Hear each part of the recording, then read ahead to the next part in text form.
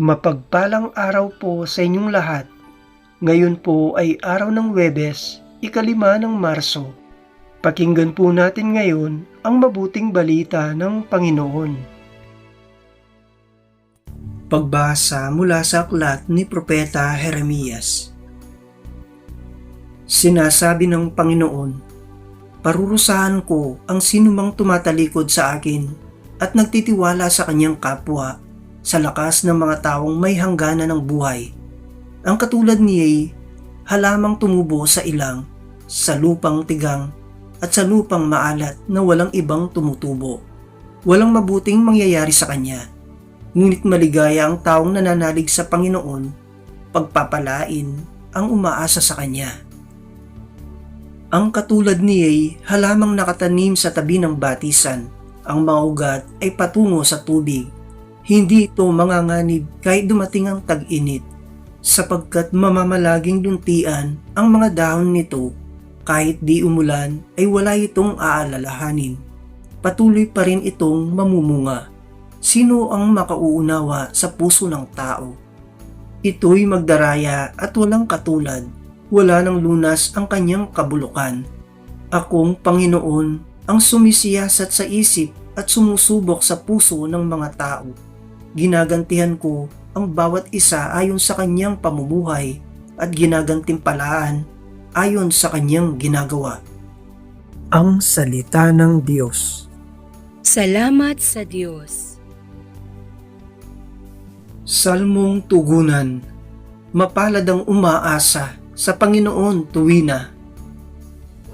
Mapalad ang taong hindi naaakit niyong masasama upang sundan niya ang kanilang payo't maling halimbawa.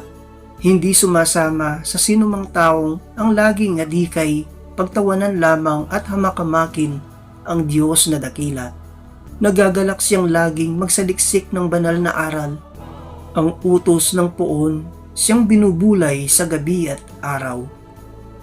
Mapalad ang umaasa sa Panginoon tuwina. Ang katulad niya'y isang punong kahoy sa tabing batisan, sariwa ang dawat, laging namumunga sa kapanahunan, at anumang gawin ay nakatitiyak na magtatagumpay. Mapalad ang umaasa sa Panginoon tuwina. Ngunit ibang-iba ang masamang tao, ipa ang kawangis, siya'y natatangay at naipapadpad kung hangi umihip.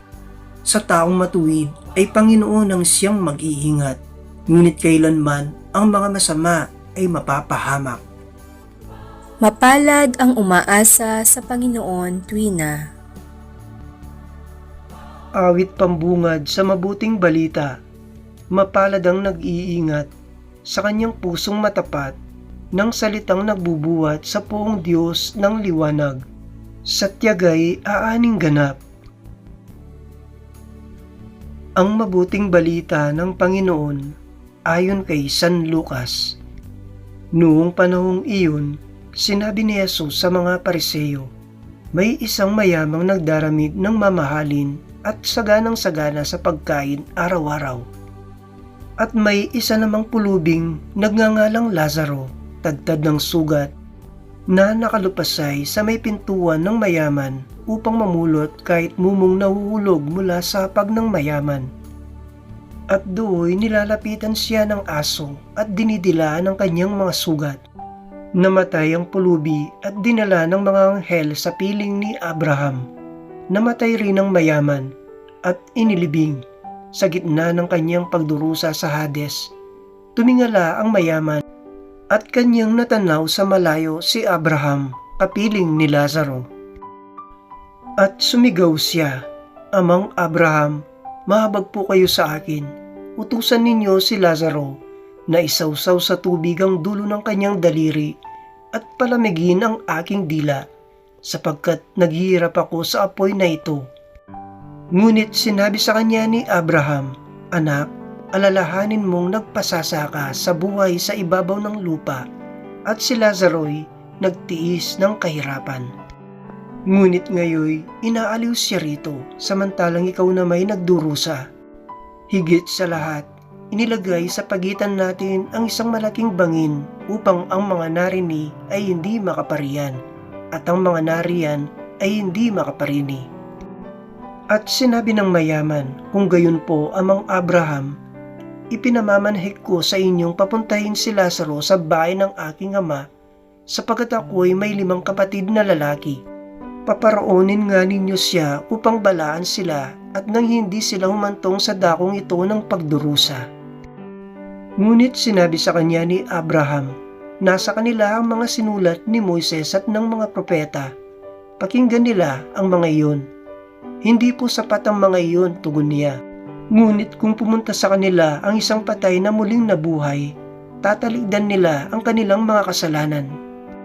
Sinabi sa kanya ni Abraham, kung ayaw nilang pakinggan ang mga sinulat ni Moises at ng mga propeta, hindi rin nila paniniwalaan kahit ang isang patay na muling nabuhay. Ang mabuting balita ng Panginoon. Pinupuri ka namin, Panginoong Hesukristo.